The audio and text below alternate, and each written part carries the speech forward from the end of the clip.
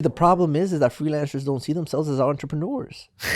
Ouch. They don't. You just hit the nail on that. It really is. Freelancers see themselves as, you're going to give me this much money and I'm going to do this work for you. And that's stagnant. That is like freelancer 101.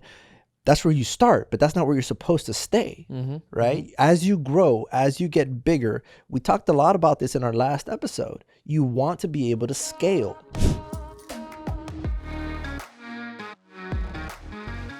Welcome back to another episode of the iFilmmaker podcast. My name is Ariel Martinez. With us is Big Mike. Yeah, Mike Hernandez. Mike Hernandez. So, how have you been, man? I'm doing good, man. Since the last episode a couple minutes ago. It was great. I changed my shirt, my pants, my underwear, my socks, my shoes. I'm brand new. I'm ready. Nice. Had three sips of your extremely hot coffee, and I gave up. Yeah, burn your tongue. Yeah, maybe by the time we're done, it'll be good. Can you talk normal? All right, quick question for you. Yeah. When was the last time you've updated your equipment? My laptop. You bought a new laptop. Yeah. I mean, it's probably my biggest moneymaker in a sense right now. Okay, because you do a lot of editing. I do a lot of editing, yeah. I do a ton of shooting, but that's your main editing machine? Mm-hmm. Mm-hmm. Yeah, so I got the 16-inch. I mean, I don't have the M1 chip because it's all new stuff, which can probably go into our topic today. But yeah, I maxed it out fully. Maxed it out. I had a client that was, the work was coming in where it just fully paid itself off. So I didn't have to pay anything out of pocket for it. Gotcha. Maxed it out. Now, what about production gear? I got the A7S III. So that was the newest thing. When was that? Right after it came out. Oh, yeah. Nice. Actually, I was a month after, like, the whole period of. So you didn't pre-order it like me? No, you were right on it. No. I was like, day it announced, day I bought it. Yeah, no, I wish. Yeah, that's awesome. But I had it just in time for everything I needed, and I did get jobs specifically because I owned that camera, so that was nice. And then I got some lenses for it and stuff like that. Right. But yeah, just a lot of the basic packages. I got a tentacle sync. Yeah. Nice. That's brand. I think that's the newest thing actually. Tentacle sync. There's a lot of things coming out. A lot of things. 2020, despite all the whole pandemic thing, there were a lot of releases, man. A lot of new gear, a lot of new cameras, a lot of everything. Have you come across people that are sort of they're pretty old school, right? When I say old school, I mean like 5, 6, 7 years ago, old school in the sense that like stuck the stuff that they're using, right? So that happens to me all the time where I come across people like that all the time where they're using a lot of old gear. Now, there's nothing wrong with it, right?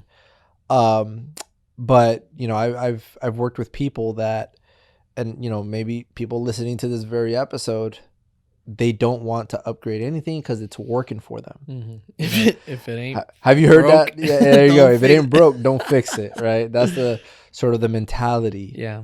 Behind maintaining your equipment and keeping it there. Do you agree with that? What's your position on that? When it comes to production and all that when it stuff? comes to production, I think you need to evaluate everything that's coming out. I think if you become stagnant in anything in life, eventually you're going to get left behind, and I don't want to get left behind. Now, that saying goes, if it ain't broke, don't fix it. But nobody's saying it's broken. That's the thing. It's not broken. So you're not fixing anything. Yeah. You're improving it. So that may not fully apply to this. Right, exactly. But people do use that as a reason why they don't get or improve their stuff. I've had a couple people tell me that exact phrase, if it ain't broke, don't fix it type of deal. I'm not going to name any names, but I've had some people that say, if it ain't broke, don't fix it. Here's a perfect example, not even production related. I have a friend of mine that uses the desktop version of QuickBooks, which is great. And that's how QuickBooks first started. But then as I was sort of showing him, I used the online version of it. It's not you, by the way. No, and I actually have someone who uses the desktop right now. Yeah. And they swear by it. And I was like, use the online version. This is why. It's available everywhere. My friend is keeping receipts. He is stacking up all the receipts and plugging them in and all that stuff, which is great. You're right. If it ain't broke, don't fix it. However, you're not fixing, you're improving. I throw away all my receipts because I take a picture of it and QuickBooks logs it into my books. I could send invoices and estimates, all that through my phone, and it's all logged in the records. Like everything you can do and then some is available. So it's an improvement. It's an efficiency improvement. You don't have to wait to send that estimate to your client. You don't have to wait for you to go to the office onto your desk to send that estimate when you can just do it real quick from your phone. Your client's not waiting. So it's improving your workflow. Most of the time, every upgrade or any, change, all companies are looking to become better. I mean, to provide their clients a value. And most of the time when we get upgrades, either on laptops or gear, stuff like that, there's sometimes a little bit of a learning curve time period. Yeah. But if it pays out at the end, where you can do things more efficient, quicker, all that good stuff, it's worth it. Yeah. So I think I think personally, by the way, anything we say here today is our own personal opinion. Yeah. But I think it's a mistake to be stagnant in your ways and never improve and never try to upgrade. Now, some people might be saying, yeah, I'll always want to improve. What I mean is improve. What I mean is, are you willing to sell off all your gear to get better stuff? What I mean is, are you willing to sort of want to be more efficient in your workflow where you can provide the same service or better, right, with less work that you have to do yourself? So those are things as a business person, because as a freelancer, you are a business person. You have to think about that stuff. If you could provide the same service with less effort, I don't call that lazy. I call that smart. Yeah. Right? Time management. You can provide the same service better and still get paid the same, if not more. You know what I mean? That is what I'm talking about today. Yeah. So I have some friends of mine that they're still rolling. They're still rocking with certain cameras that are still good. You can still get great quality with it, right? And I don't want to dog on anybody today, but I want to point this out so that people can realize, like, no matter how busy we get, like, try to always keep an eye out for ways to improve your work. So I have a buddy of mine that is incredibly busy, and I'm so happy for them. They have way more work than I do. I don't know how they can handle that, but they're so freaking busy that they have no idea what the latest Sony camera is, what the latest lens is for their system, like software that they could be using, things like that, which is great. That's amazing to be. I think that's what we're all trying to achieve. But the problem is, if you're not up to date with the latest gear that's out there, the latest software that you could potentially be utilizing, you might be giving away more man hours than you need to. You might be giving away, like, what could what normally takes you 2 hours to do could possibly take you 20 minutes now. Perfect example. Tentacle Sync is a great product. Phenomenal product. Are they sponsoring this? No, they're not sponsoring this. Hey, Tentacle Sync. Hey. Tentacle Sync. Tentacle Sync. Hey. I do use all their products because it's an amazing, amazing product. Now, they've been in the industry for a little while now, but they haven't been as noticeable as the last year or two, right? Yes. So a couple of friends of mine, I've been using Tentacle Sync now for like 2.5 years, 3 years. And a couple of friends of mine, they recently discovered it. When I say recent, I mean like 4 months ago, 4 or 5 months ago. And they posted about it like a lot. They loved it. Lifesaver. But I've been telling about Tentacle Sync to them for a little while now.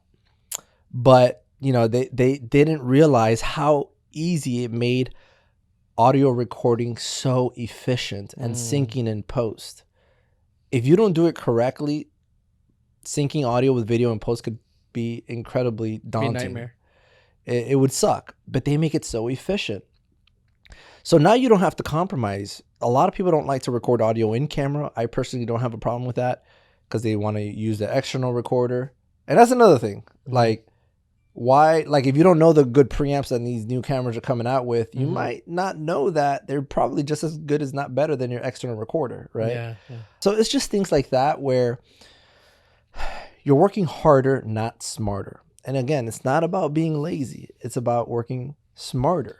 When I first got started, and this was for post editing, I was a full-time employee, and there was this other editor who knew a lot more than I did. He ended up becoming my mentor and taught me everything. It was great.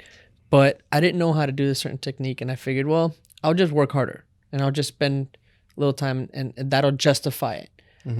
Then one day I saw how he did something. He purchased his software, and it was little money, so that means it required me to have to invest. He did it in seconds, and it was taking me like an hour. And that's the point where I realized, okay, I got to stop with this mindset. Yeah. Of just being stuck in my ways because it's what I know and I don't want to learn something new. Well, once I just took the time to learn whatever it was that at that time, boom, saved me so much. And but it's a mentality too. And a lot of times it's not just in business, it shows up in every area. It is a mentality. And as I'm, still kind of teaching Chris here as well, my editor, I always... Who's awesome, by the way. Who's awesome, by the way. He edits our podcast. I always try to teach people the shortcuts for everything, right? And that's always my main route. Put it this way, I don't even know how to find it like the long way because I've always gotten accustomed to always shortcut everything, everything. Anyone that's an editor knows this. Shortcut. And if it doesn't exist, create it. Yeah. And it got to the point where like if I was to like, if I'm looking at Chris editing and I see him take the long route, I'm like, it irks you, right? Why do you do it that way? It irks me when I see that. I'm like, oh. Did you know that a shortcut exists for that thing that you wanted to do? I deal a lot with that with a volunteer-based program that I work with some people, and they're all volunteers. And so, but I'm watching it, and it kills me to use a certain software. And this is not like a software we use. It's a different kind of production software. And it kills me. I'm like, please just hit Apple this or command that or whatever it is, and it's like, it just irks me every time I see that. And I'm like, just give me a second, have a little patience with me, watch, it'll pay off at the end. And it does, but oh my goodness, they get to the same final outcome, but they go the long route. Right? But it takes time. And we're not talking cutting corners here. We're not talking degrading any quality here. Efficient. It's efficient. That's all it is. You're getting the same exact result. There are no cutting corners here. People like to, they say it's lazy. So a perfect example, the entirety of everything that I buy is for efficiency. Chris has that engraved in his head. Efficiency is what I go for always. I had a friend one time ask me, because now I utilize Siri like crazy on my iPhone. I tell Siri to set my alarm. I tell Siri to create events, set reminders, and even dial phone numbers. Where previously... we look at a phone number and we're looking up and down as we dial it, right? We're looking up and down to dial number by number so that you can dial the correct number. But instead now I just say, I can't say it now, she'll hear me. Hey Siri, dial 1-800-657-8248, right? I could just look at the number and say it and she'll dial it. I utilize that. Some people would be like, you lazy bum. Yes, I was going to say that. I had a friend of mine that said, you are so lazy. I said, hey, listen, why don't you look at it in the encyclopedia instead of going to Google to search things up? Don't call me lazy. Call it efficient, all right? Good point. So, so that was like, it's the same thing. You're getting to the same outcome. I'm just utilizing the tools that I have before me. I paid for that service. All right. When I bought my iPhone, I paid for that. So I paid for that service, right? And I want things done in an efficient manner. So I'm constantly on the lookout for things that make my workflow easier, right? Because again, as we've said in the past 2 episodes, profit maximization, right? If I could get the same amount of output with less work, that means that I can offer more and make more money, more profit. Right. So bottom line, that's the bottom line. When you want to make more money, you have to work. You have to try and see how to get things done better. So how does that come into the production aspect of it? So for me, I used to do everything manual focus, everything. There's nothing wrong with that. Going manual, it gets the job done. Until I came to the A7S III, the FX3, the FX9, right? All these cameras that have like unprecedented, like spectacular autofocus. It does not lose you. And if you know how to utilize their different features and the zones and the spot focus and all that stuff correctly, you could really make good use out of it, right?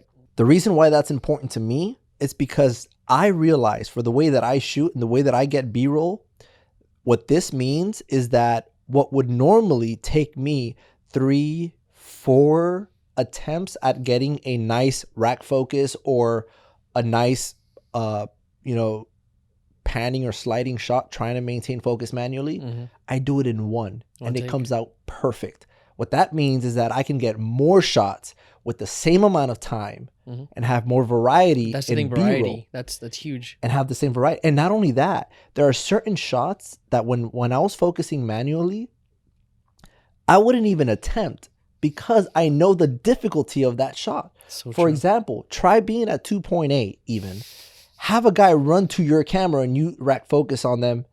Maintain focus on them while they're running toward your camera. I know exactly what that's like. You know what I mean? First AC and so being focus I'm not pulling. saying it's right. I'm not saying it's impossible, but you're gonna do 2, 3, 4 takes, 5 takes until you feel or you think we got it, right? Yeah.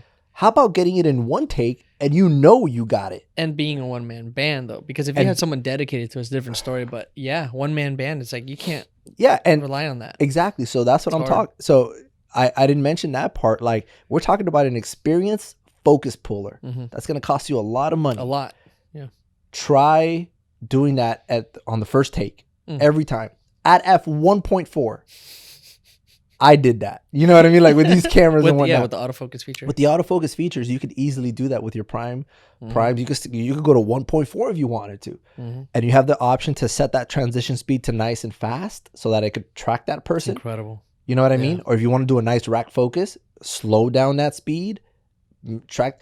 There's nothing wrong with that. At the end of the day, your client's not going to ask you, did you do that manually or did you do that with autofocus?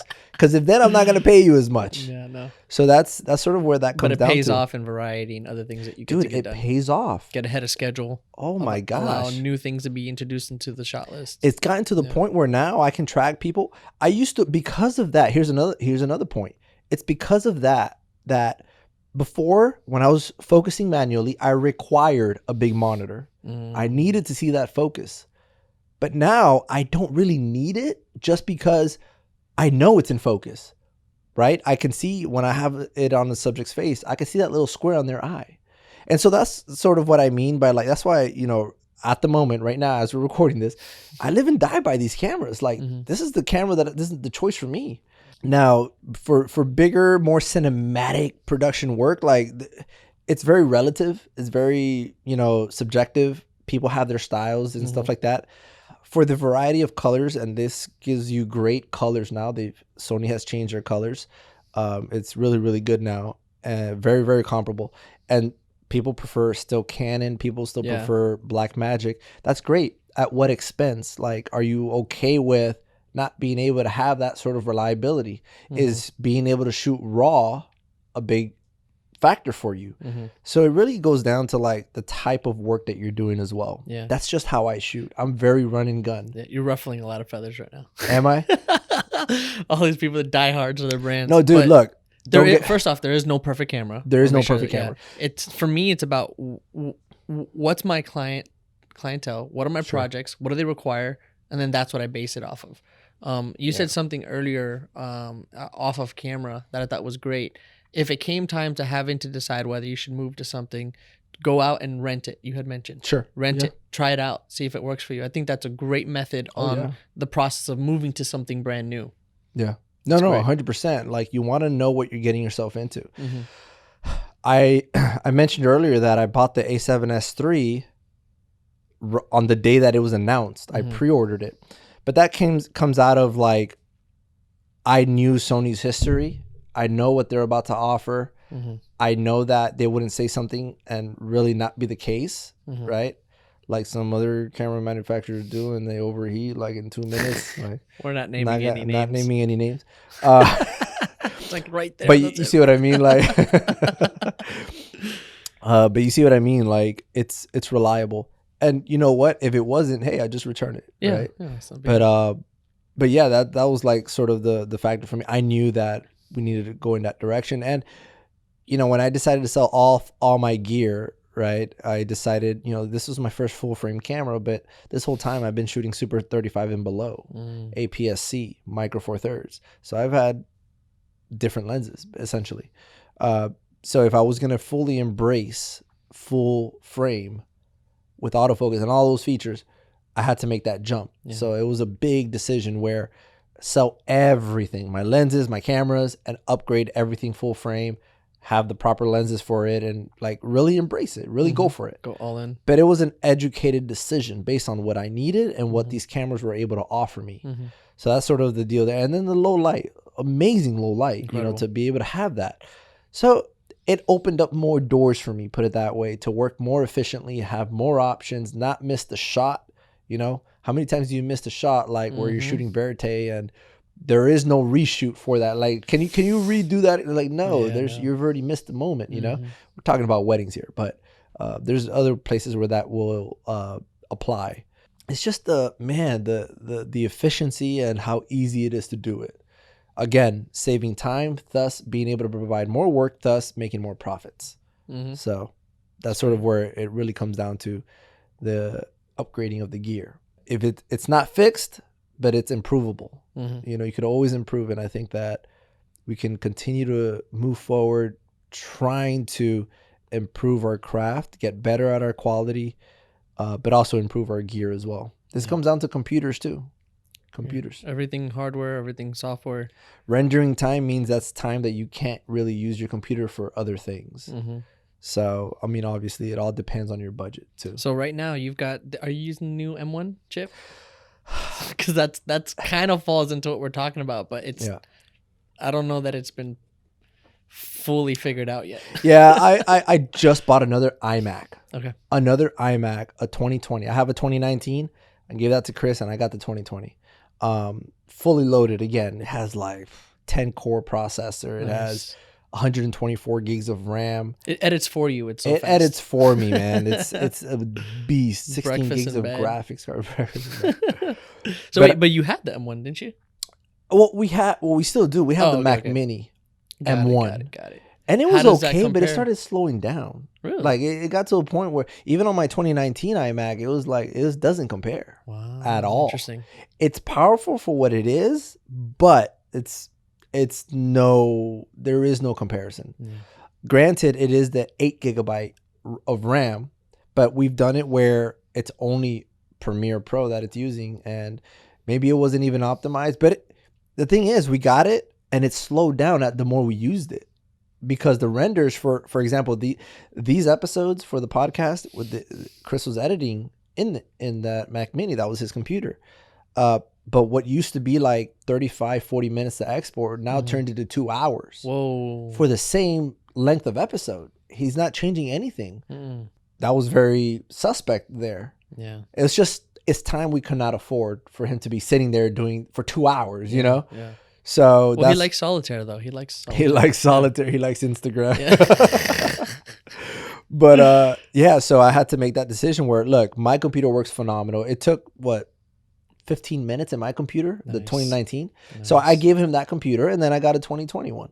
And now we're both editing off iMacs. And that works, man. That computer is going to last us for years. I don't care what the M1 brings. Like, that's great.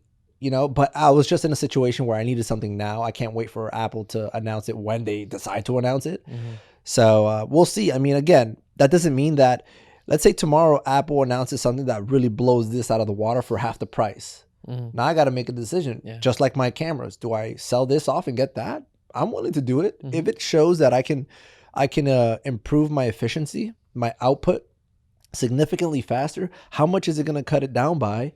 And what does that mean for me? Does that mean that we can go out there and do more work? That might be a better business decision. I just can't imagine an entrepreneur that has a mindset of just kind of getting stuck with something that works and make it work.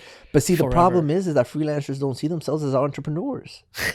Ouch. They don't. You just hit the nail on the head. It really is. Freelancers see themselves as, you're going to give me this much money and I'm going to do this work for you. And that's stagnant. That is like freelancer 101. That's where you start, but that's not where you're supposed to stay, right? As you grow, as you get bigger, we talked a lot about this in our last episode. You want to be able to scale. So you have to find ways to free yourself up.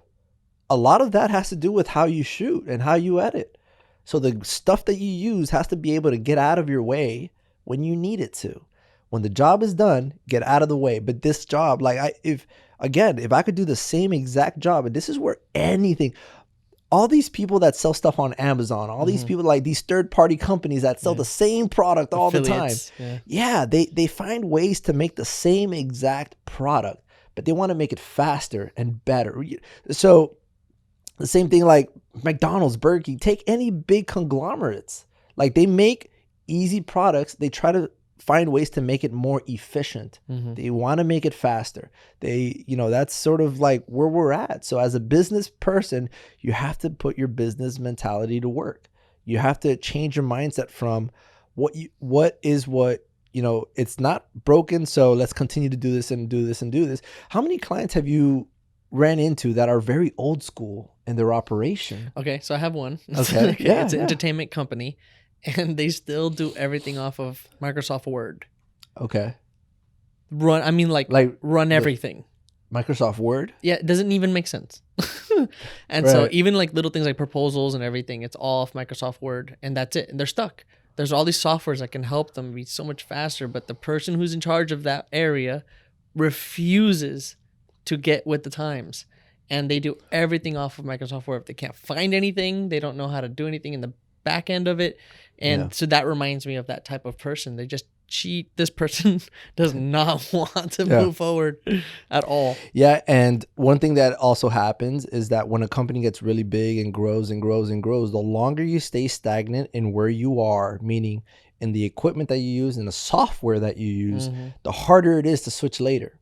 So now I have one of my clients, they just switched everything from Google to Microsoft Office. And they had to transfer everything over. They made that jump. And that was like grueling for them, like grueling. Wow. That's tough. Like you have 25 employees and you've had that for like 7-8 years. That's 7-8 years of data that they had to transfer, and it was tough. Office was available back then. They started on Google G Suite, put it that way. And I guess Office 360 was sort of, they got accustomed to it. But actually, the funny thing is that a lot of their employees are hating it. They hate that Office 360. I just switched from Office 360 to Google Workspace. It went the other way. Totally missed that. What works for you, I guess. Yeah, so I went from Office 360 to Google Workspace because it's what works for me better. I think it's more user-friendly. That's really what I wanted. It's more user-friendly. In Office 360, I was constantly spending a lot of time troubleshooting things. It should be easy to use. Time is money. So that's why everything has always worked with Google. I just decided, I need something. So let's go let's go to Google Workspace. And it's been great. It was an easy transition for me. I also don't have a long history in Office 360. It was an easy transition, an easy decision in the sense that it's going to save me time. I don't want to be it's got to get out of my way, like efficient. Just do what I need you to do, and don't make me have to look for those answers. If I have to go Google solutions to the problems that I'm having for your software, that means that it's not very user friendly. If you're having issues like that, and it's not a very easy fix there. So that's sort of my whole thing.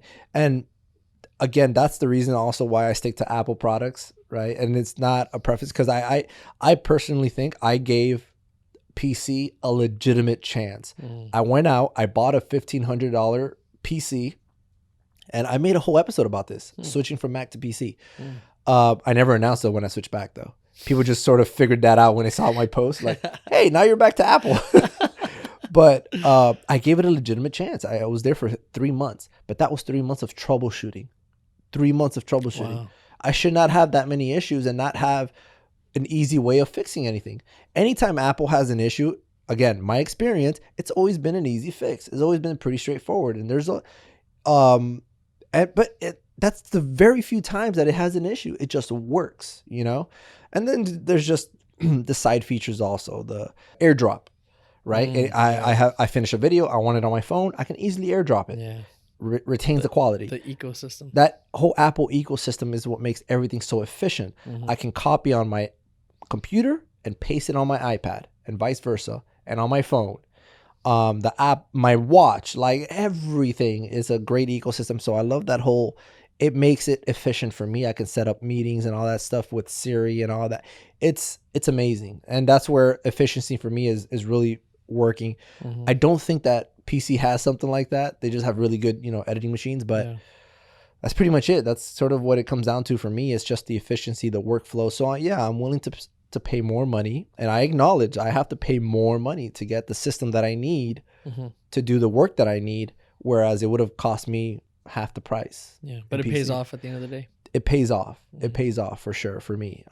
And so, yeah, I mean, that's sort of my whole thing is efficiency. That's like, I need to put that on the wall somewhere. Efficient, you know, be efficient. Chris knows that. Yeah. Be efficient. Get off solitaire. Get off. Just mess with So I think this is a great episode. I think it's great. Yeah, we got to be willing to be fluid, yeah. you know, with what we do and our commitments to even certain brands, you know. Yeah, I definitely don't have brand allegiance. People think that I have brand allegiance to Sony. I don't. I really don't. If Canon comes out with a better product, I'm going Canon. Yeah.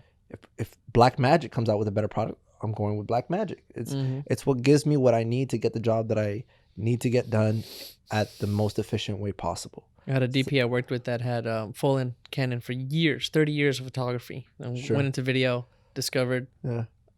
I already said Canon, so I discovered Sony. And he was convinced that was the right move for him. He went and sold, I don't even know how many. I mean, the room could be filled up with the amount of lenses this guy had. Holy cow. And I'm exaggerating a little bit, but he sold everything off. All of his fellow photographers at that time in the studio he worked at a lot, where they were all like making fun of him and everything. And he ended up showing some stuff to them. They couldn't believe it. They were shocked. And I spoke to one of them today who is no longer at that studio, is now on his own. Yeah. I was like, let me see what you're shooting with. Sure enough. The same Canon camera? He switched. Oh! After making fun of this guy. That's so good. And it was cool. And I'm not just saying that Sony's a perfect camera, but you know what I mean? But it worked for them. And it was cool to see that they were willing to. He sold all his glass as well. And I've also heard stories go the other way around. So sure. That commitment to being able to grow for what works for you, your clientele, what pays. It's what's important to you, man. Yeah. It really is. And what that value is different for everybody. That whole brand allegiance thing, that doesn't exist. When it comes to business, it's whatever makes you the bucks. Yeah, at the end of the day. You're running a business. Yeah. Yeah. That's tagline for the show. Whatever makes you the bucks. No, Well, this was a great episode. I think that we got pretty good information there. Thank you guys for watching this episode. Remember, you can find all the links to our contacts, our Instagram, our Facebook down in the show notes below. Mr. Big Mike. You're the big guy here. Got him. Until next time, we'll see you guys on the next episode of the iFilmmaker Podcast.